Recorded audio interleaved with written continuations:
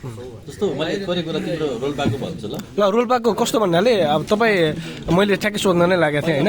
पहिला सुरु चाहिँ तपाईँ रोल्पा धेरै पटक जानुभयो होइन, रोल्पामा के सम्भावना छ त अब युथको लागि सबैको लागि एकचोटि भनिदिनु पर्छ। फर्के रोल्पा देख्छु खाना देखाइ जस्तो होइन। ए भने जस्तो के थियो भन्दाखेरि 1973 सम्म 2029 सालसम्म चाहिँ अमेरिकामा नेपालको र अमेरिकाको अवस्था उल्टो थियो कि यो कुरा रोल्पावासी सबैले थाहा बुझ्नुपर्छ, रुकुमवासीले पनि बुझ्नुपर्छ है त। हजुर अमेरिका गरिब थियो, नेपाल धनी थियो।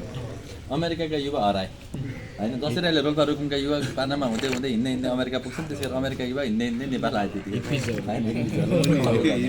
अनि त्यसपछि त्यहाँ एकदम इकोनोमिक फल डाउन भयो। The great economic class of America भनेर 1960s हेऱ्यो भने 70s हेऱ्यो भने अहिले पनि छ होइन। त्यतिखेर चाहिँ रिचार्ड निक्सन प्रेसिडेन्ट थियो, उसको बुढी नान्सी भन्ने थियो होइन, उसको बुढीको साथी होइन। यिनीहरूले अनुसन्धान गरे युवाहरू कहाँ गयो, किन देश गरेको भन्दा युवै छैन देशमा। नेपालको हालत त्यही हो, अहिलेको हालत युवै छैन देशमा। देश गरे भइहाल्छ, युवै छैन कि किन त खाने पनि युवा, घुम्ने पनि युवा, डुल्ने पनि युवा, होटल चल्ने पनि युवा, देश विकास गर्ने पनि युवा, उत्पादन गर्ने पनि युवा, सबै गर्ने युवा युवै छैन देशमा। सोशल मिडियामा कराउने मात्रै छन् कि त्यसपछि चाहिँ युवा कहाँ गएछ अनुसन्धान गरिन् 2 वर्षसम्म।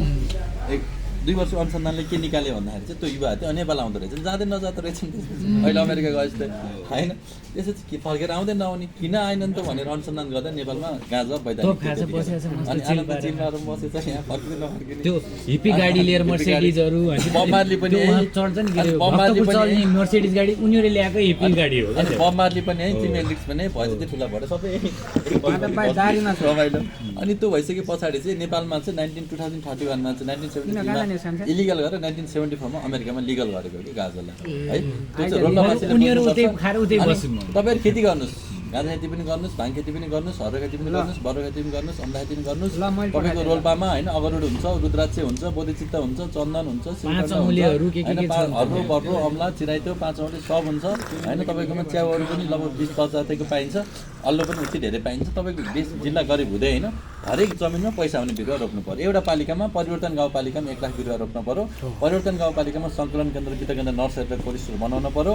यतापट्टि लिबाङमा नि बनाउनु पर्यो, खवाङमा नि बनाउनु पर्यो, सबैतिर बनाउनु पर्यो साथी हो। त्यति गरेर चाहिँ हरेक रोपनी जग्गामा 1 लाख कमाउन सकिन्छ। तिम्रो कति रोपनी जग्गा? हाम्रो होला 2-3 रोपनी जति होला, धेरै होला, धेरै त्योभन्दा धेरै होला किनकि पाहाडको 20-30 रोपनी हुन्छ कि नेपालीको। करेन्ट हुन्छ, बाटो हुन्छ, बारी हुन्छ, खेत हुन्छ, सबै कुरा हुन्छ नि। 20 रोपनी जति भयो भने त महिनाको 1 लाख के अरे वर्षमा एक रोपनी 1 लाख कमायो भने त 20 रोपनी 20 लाख कमायो।